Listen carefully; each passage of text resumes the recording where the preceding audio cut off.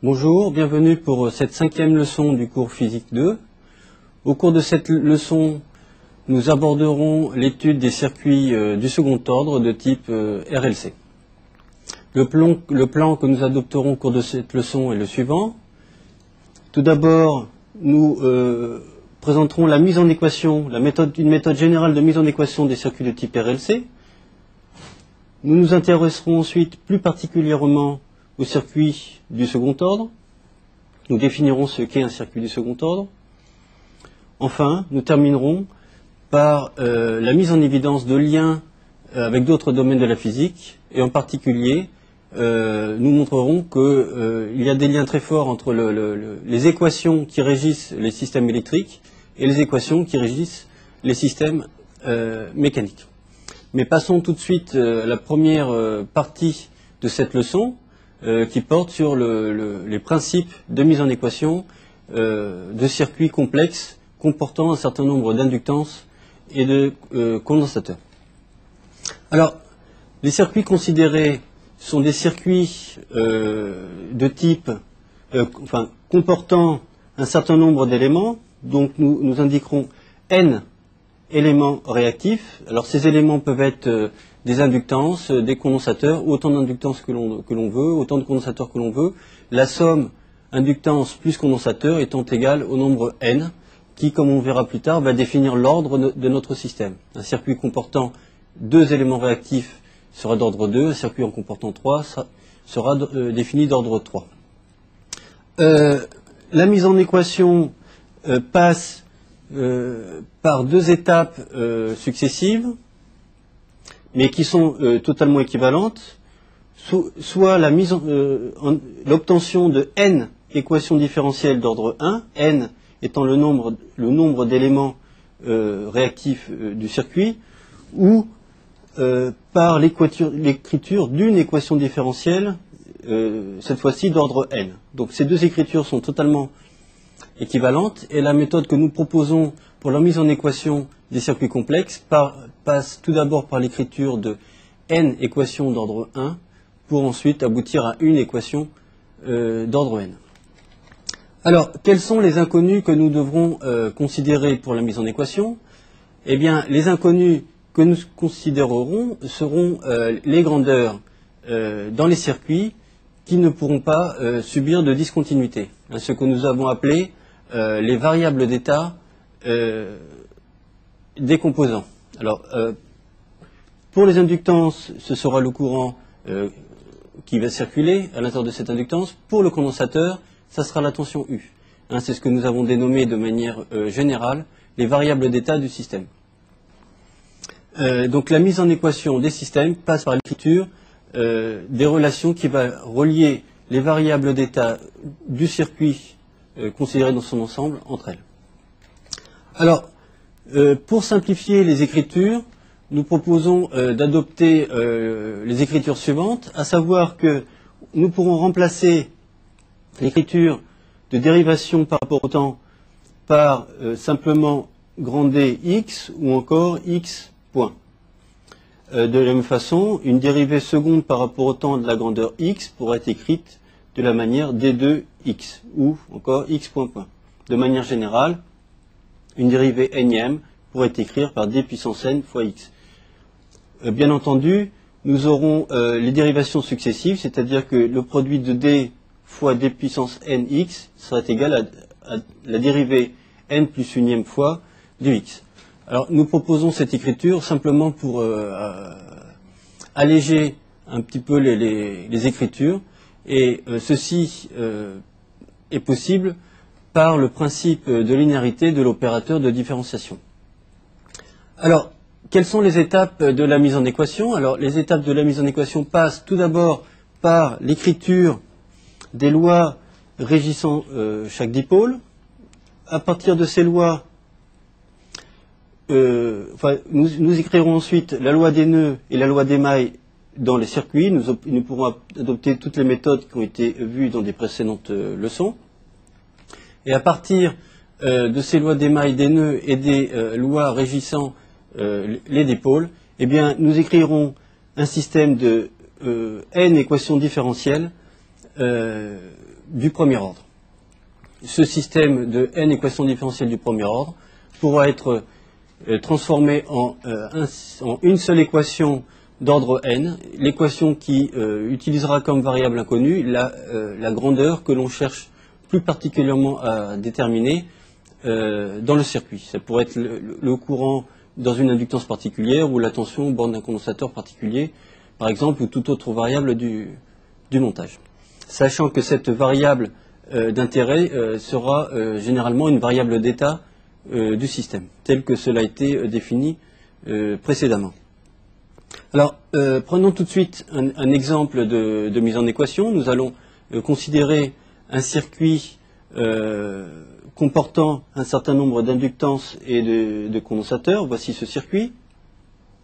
Donc, ce circuit est alimenté par un générateur de tension. Nous avons ici une inductance notée L1, un condensateur noté C, une deuxième inductance notée L2 et une résistance. Alors, ce circuit comporte trois éléments réactifs, l'inductance L1, l'inductance L2 et le condensateur C. Par conséquent, nous aurons trois variables d'état qui sont les courants circulant dans les deux inductances et la valeur de la tension aux bornes du condensateur. Donc ceci constitue bien un circuit du troisième ordre puisque nous avons trois variables d'état ou encore trois éléments réactifs. Donc c'est bien un circuit du troisième ordre. Alors la mise en équation de ce circuit passe donc par l'écriture des lois régissant chacun des dipôles. Donc si nous regardons sur notre circuit, nous avons d'abord la loi qui va régir l'inductance L1, qui est simplement la tension à ces bornes qui est égale à L1 fois la dérivée du courant qui la traverse, ou sous la forme simplifiée que nous avons proposée, L1 dI1. De même pour l'inductance L2, nous avons VL2 égale à L fois la dérivée du courant qui traverse cette inductance par rapport au temps. Nous faisons de même pour les autres éléments du circuit, à savoir la résistance et le condensateur.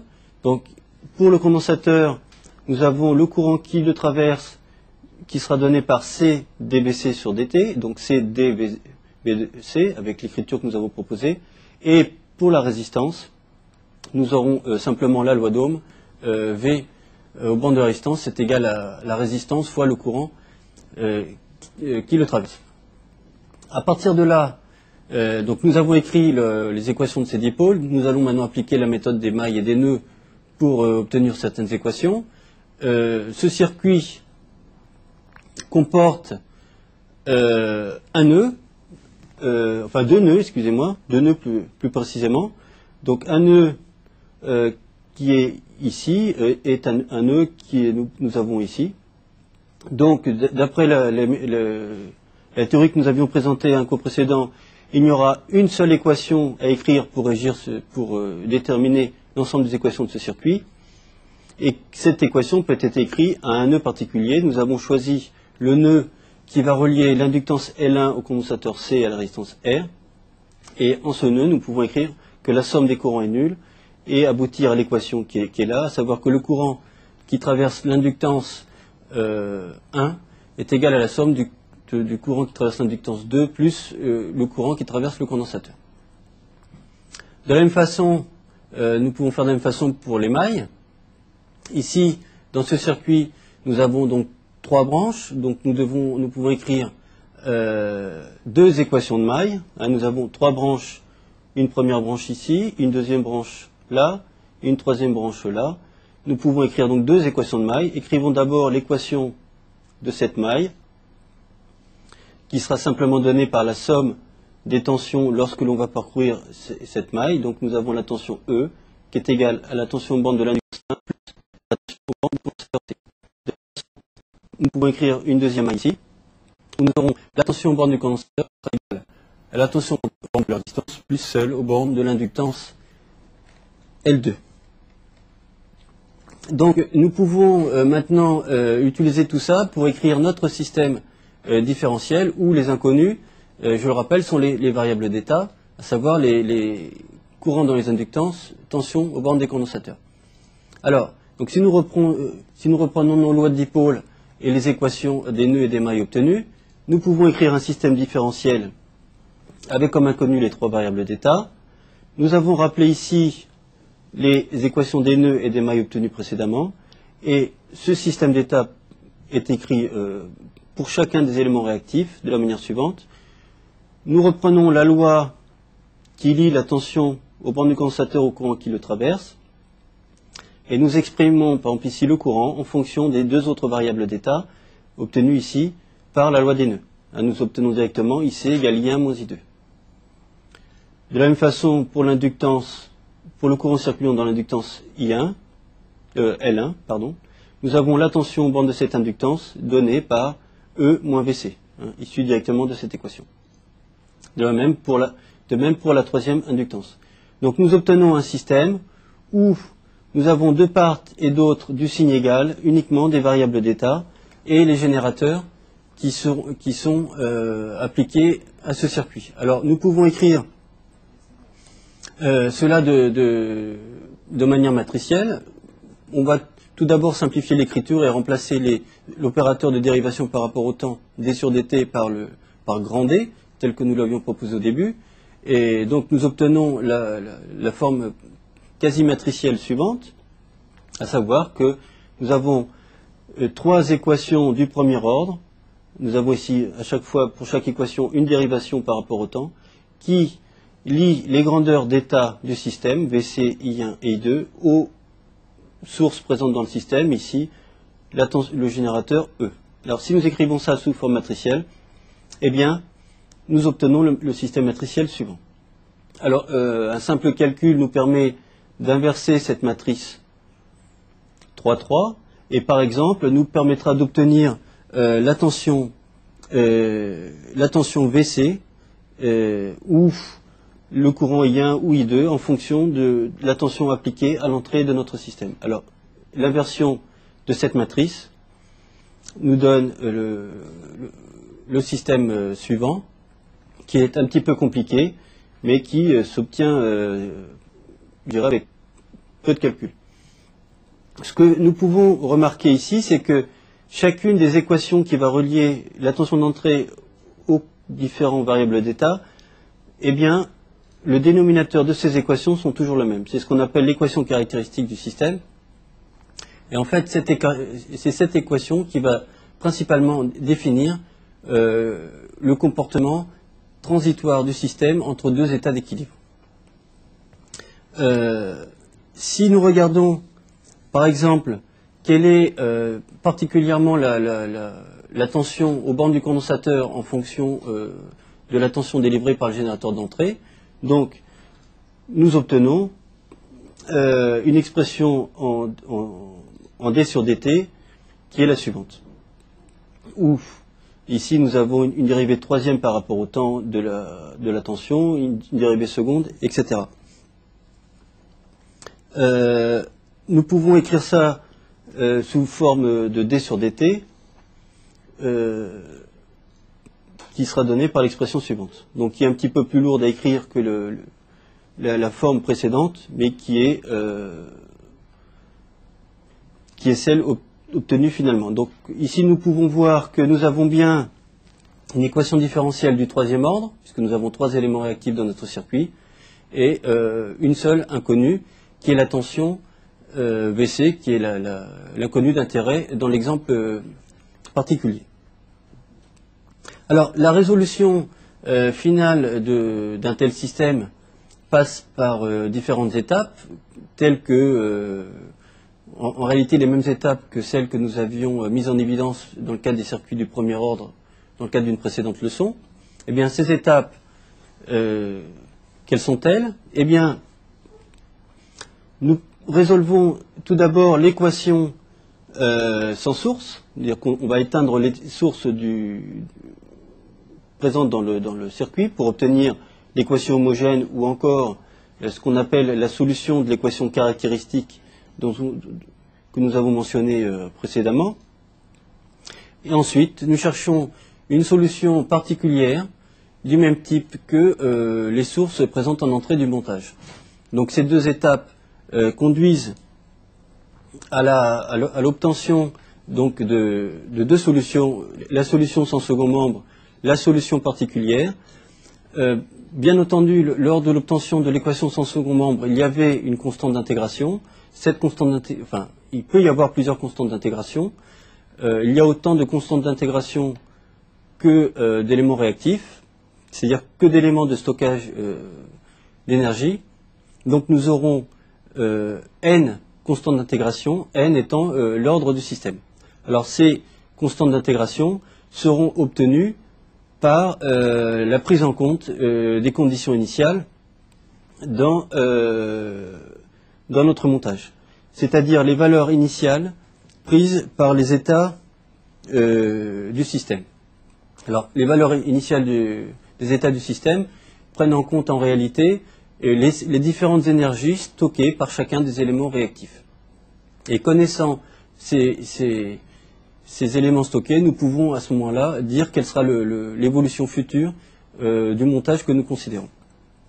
Alors, nous avons vu que les expressions dans le cas des circuits du troisième ordre étaient relativement compliquées. Nous intéresserons plus particulièrement maintenant aux circuits du second ordre, c'est-à-dire les circuits qui ne vont comporter que deux éléments réactifs.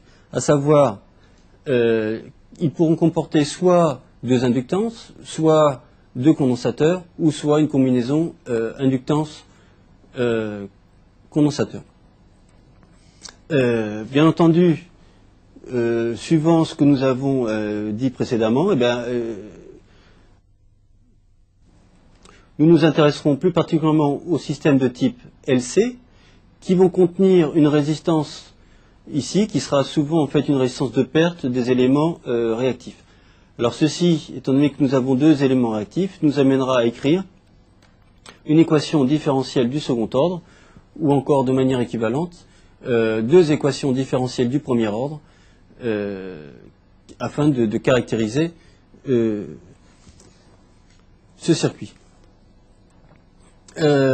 Alors, l'autre intérêt des circuits du second ordre est que nous savons résoudre de manière analytique le comportement de ce circuit lorsque les entrées sont de type simple, c'est-à-dire lorsque les entrées sont de type sinusoïdale ou encore polynomiale, par exemple constante ou linéairement croissante en fonction du temps. Eh bien, nous saurons les résoudre à la main. Donc, c'est un petit peu la suite. Maintenant, c'est dans un premier temps, nous allons voir comment mettre en équation les circuits du second ordre, en suivant la même démarche que nous avons adoptée précédemment, et regarderons un petit peu l'évolution propre de ces circuits, tout d'abord en étudiant l'équation homogène, puis en regardant les solutions par rapport à des entrées types, de type polynomial ou encore sinusoïdal. Alors, prenons un exemple tout de suite de mise en équation du circuit du second ordre, par exemple un circuit du type RLC série. Donc nous représentons ici sur ce schéma un circuit de type RLC série. Donc ce circuit, donc nous écrirons une équation de maille qui va lier les tensions aux bornes de chacun des éléments à la tension délivrée par le générateur. Nous aurons pour chacun des éléments leur loi de variation qui vont lier pour chacun des éléments les tensions aux bornes de chaque élément par rapport au courant qui le traverse. Et et en utilisant la loi des mailles, nous pouvons obtenir un système d'équations qui sera extrêmement simple, en effet.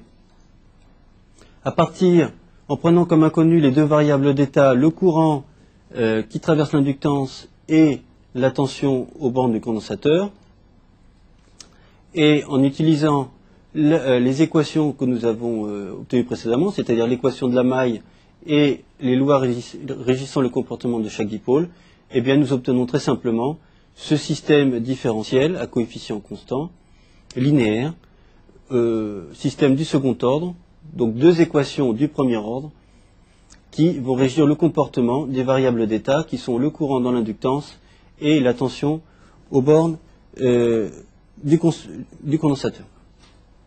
Alors bien entendu, nous pouvons à nouveau écrire ces équations, ce système différentiel sous forme matricielle, comme nous l'avions fait précédemment. Donc toujours avec les inconnus qui sont les variables d'état du système. Et donc à partir de là, nous avons ce système matriciel qui va relier les entrées, donc les sources, ici les générateurs, aux variables d'état. Alors, par exemple, après résolution de ce système matriciel, nous obtenons ici la relation qui va lier la tension d'entrée appliquée par le générateur à la tension aux bornes ici du condensateur, où je rappelle l'opérateur ici grand D est un opérateur différentiel de différenciation de la tension aux bornes du condensateur par rapport au temps, dérivation d'ordre 1, dérivation d'ordre 2. L'objectif maintenant sera de résoudre cette équation qui lie donc la tension délivrée par le générateur à la tension aux bornes du condensateur.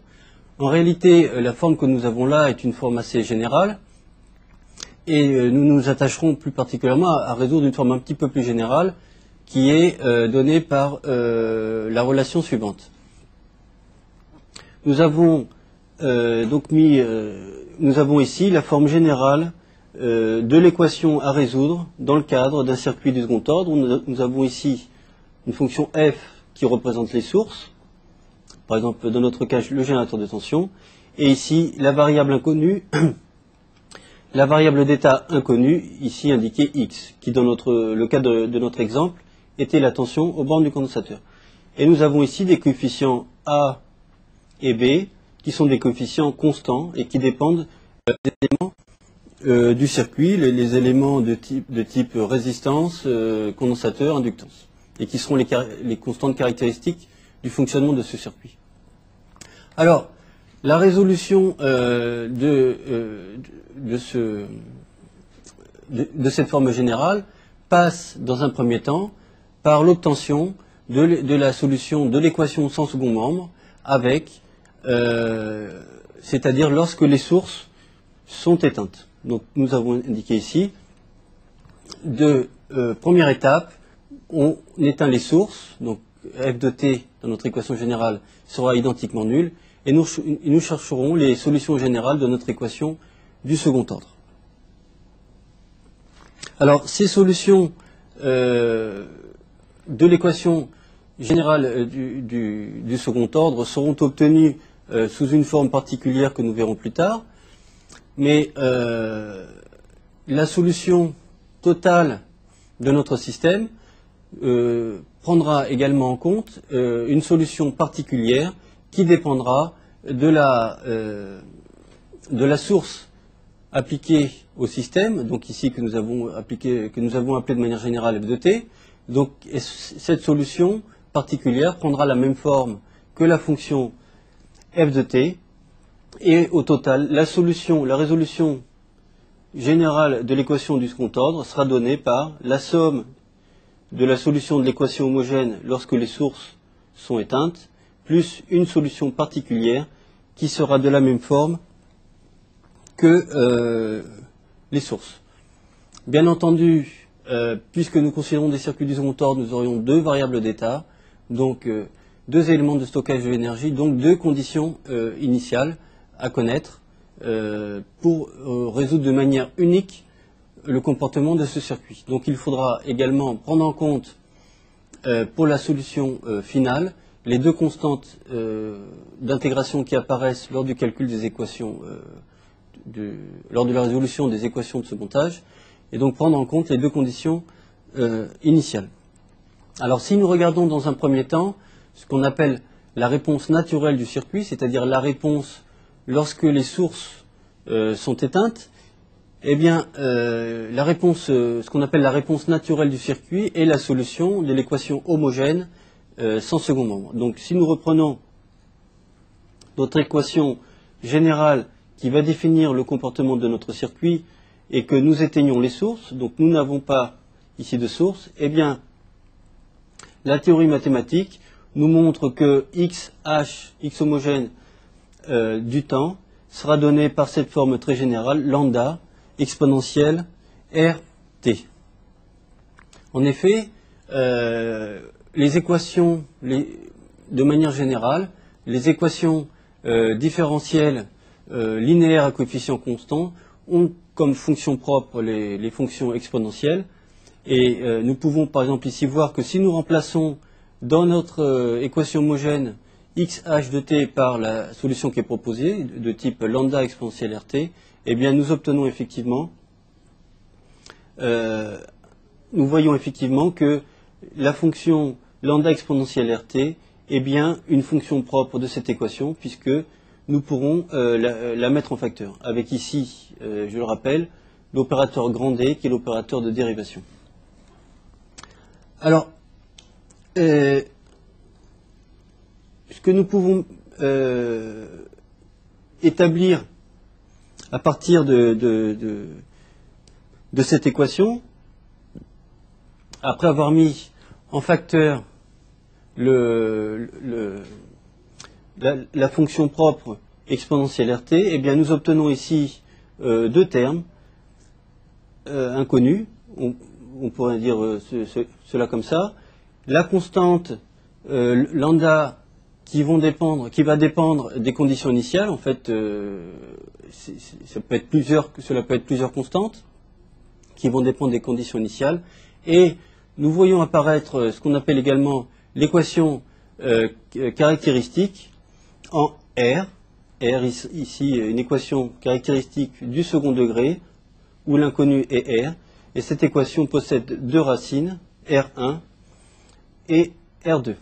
Donc, la recherche de la solution de cette équation naturelle passe par l'obtention des racines R1 et R2 de l'équation caractéristique. Alors, ces racines, bien entendu, vont dépendre du discriminant de l'équation caractéristique. En effet, cette équation du second degré en R possède un discriminant donné par B2 moins 4A, où B et A dépendent des éléments du montage. Alors, suivant le signe de ce déterminant, qu'il soit positif ou négatif, eh bien, ou nul, les solutions seront différentes. Alors, examinons tout de suite le cas où le discriminant est nul. À ce moment-là, les racines prennent pour valeur, nous avons une racine double qui prend pour valeur moins b sur 2a.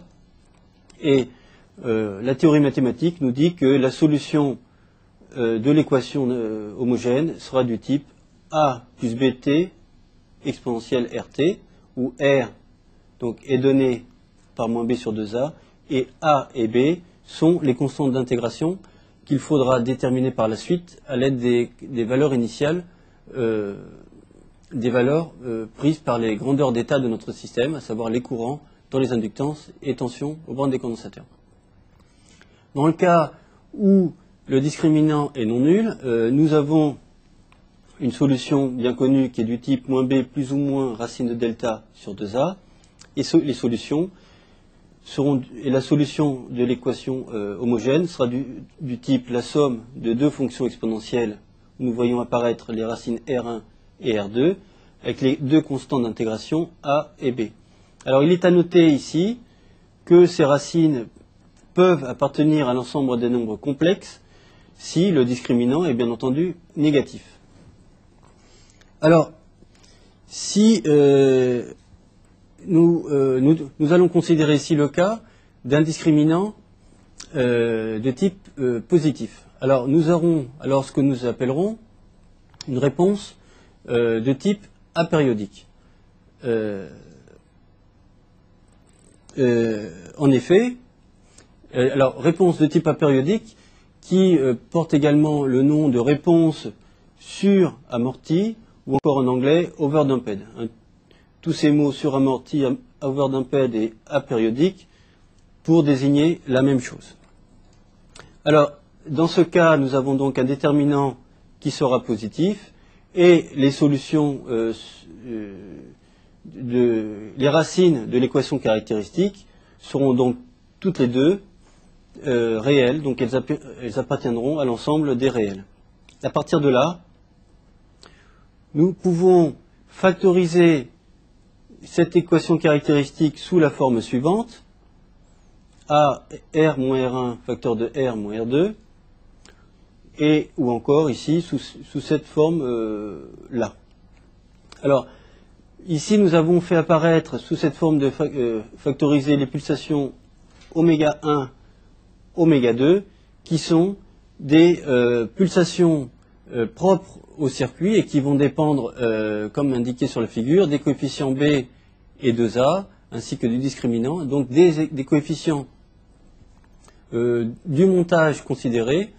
Ces pulsations propres donc, vont dépendre des résistances, inductances et condensateurs et vont caractériser le comportement dynamique de notre circuit, à savoir que des circuits ayant des grandes pulsations auront plutôt un comportement rapide, des circuits ayant des petites pulsations caractéristiques, oméga 1, oméga 2, auront plutôt des comportements lents.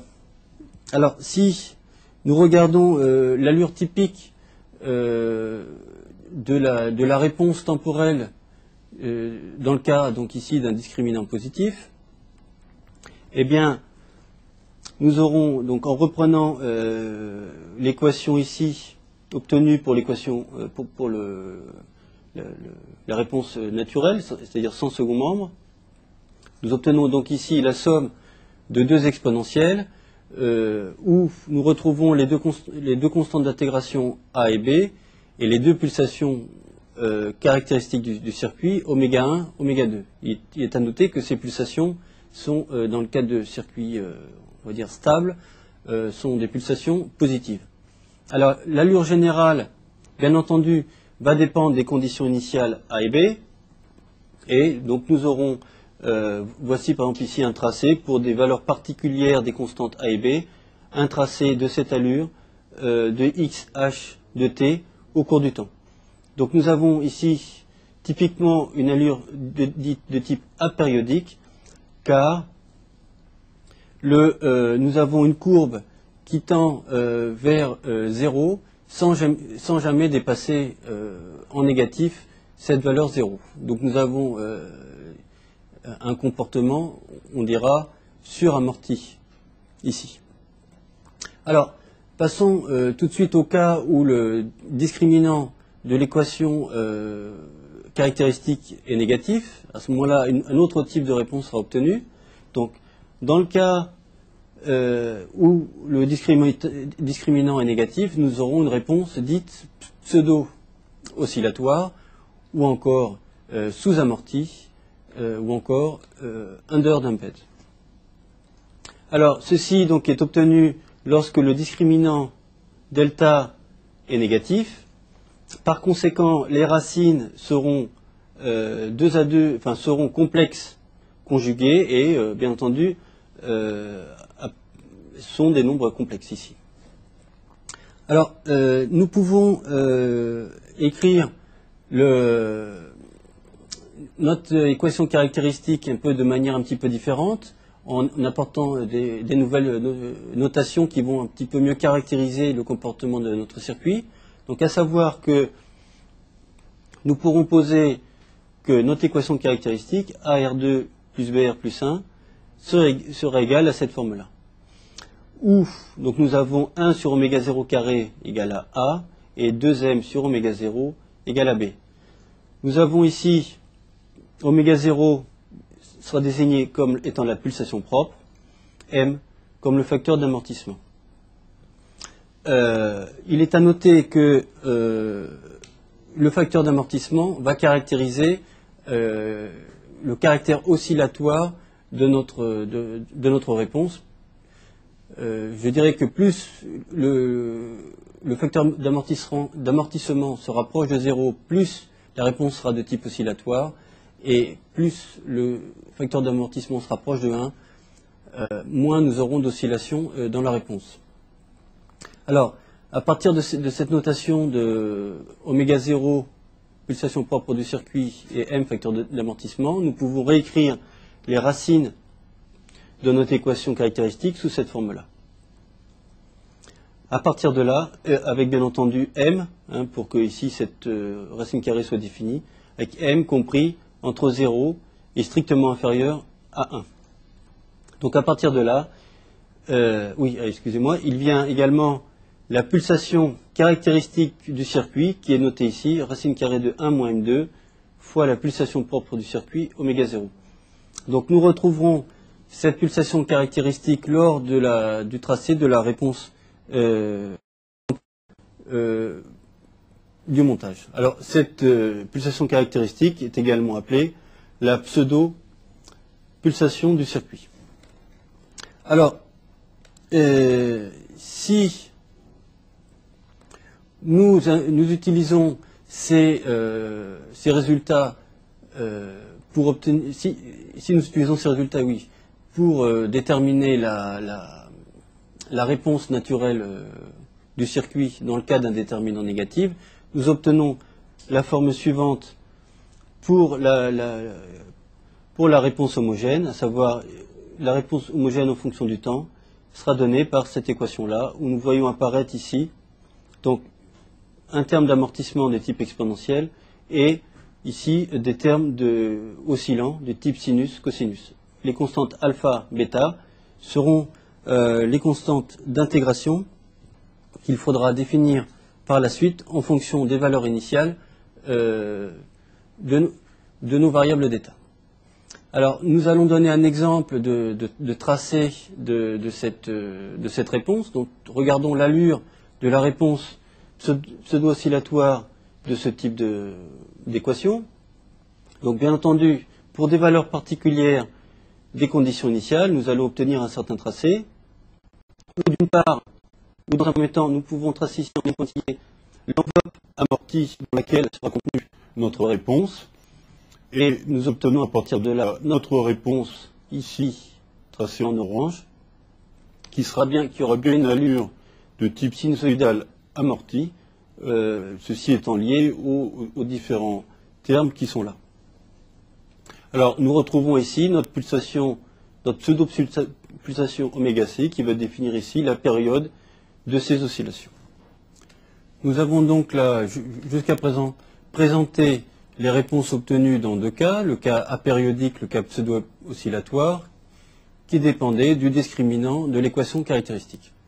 Donc ces deux cas, suivant donc la valeur de ce discriminant, constituent la réponse naturelle.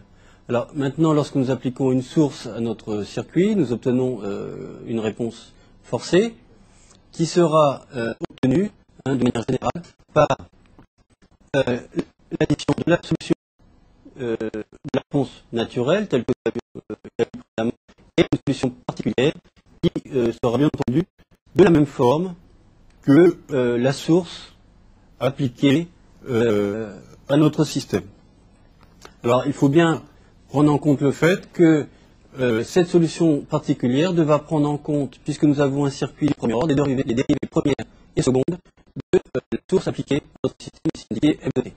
Alors, si nous regardons quelques particuliers pour lesquels nous avons résolu de manière analytique les équations, eh bien, regardons ici ces cas particuliers.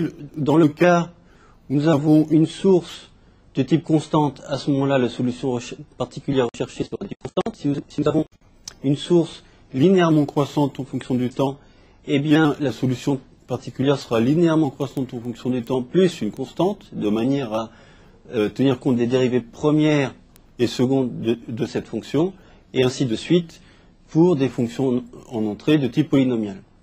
Lorsque nous avons une fonction d'entrée de type exponentielle, la sortie sera également de type exponentielle, l'exponentielle étant la fonction propre des équations de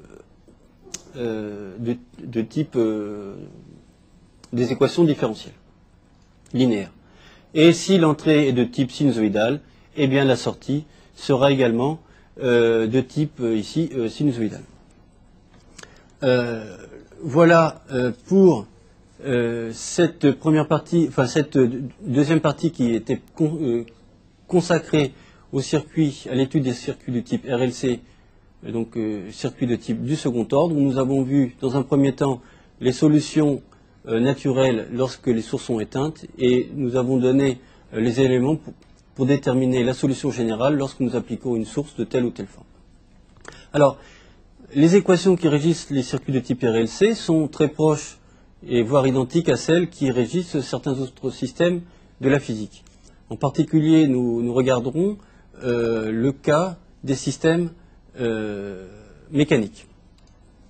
Il y a en effet une correspondance relativement directe entre un système électrique et mécanique. Donc si nous considérons un système électrique de type RLC, nous allons considérer un système mécanique de type masse-ressort. Donc nous avons ici un ressort de raideur K qui subit des frottements visqueux dont le coefficient est F. Ce ressort, donc, au bout de ce ressort est accrochée une masse qui subit la force de gravité et nous cherchons à déterminer l'allongement de ce ressort noté ici X. Si nous mettons en équation ce système, eh bien nous obtenons une équation du même type que celle d'un circuit RLC tel que nous avons obtenu précédemment, où nous avions noté ici pour la masse la lettre petit a, ici la lettre petit b pour les frottements visqueux, et ici nous avons pris l'unité. Donc nous voyons que nous avons exactement le même type d'équation différentielle, donc par conséquent, nous aurons exactement le même type de solution.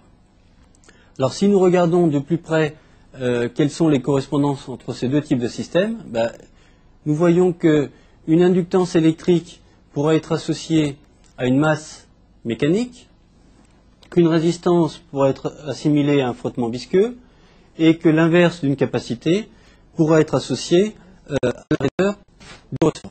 Alors concernant les grandeurs, les variables d'état des systèmes, courant, tension, etc., nous avons des correspondances de la même manière. En effet, la charge électrique pourra être associée à la position du système mécanique, le courant électrique à la vitesse de ce système mécanique. Nous avons effectivement une dérivation du premier ordre qui relie chacune de ces grandeurs. Et la différence de potentiel pourrait être associée à la force appliquée à l'élément mécanique. Voilà. Ainsi, après cette comparaison entre les systèmes électriques et mécaniques, se termine cette leçon d'électrocinétique du cours physique 2. Je vous donne rendez-vous pour une prochaine leçon. Merci.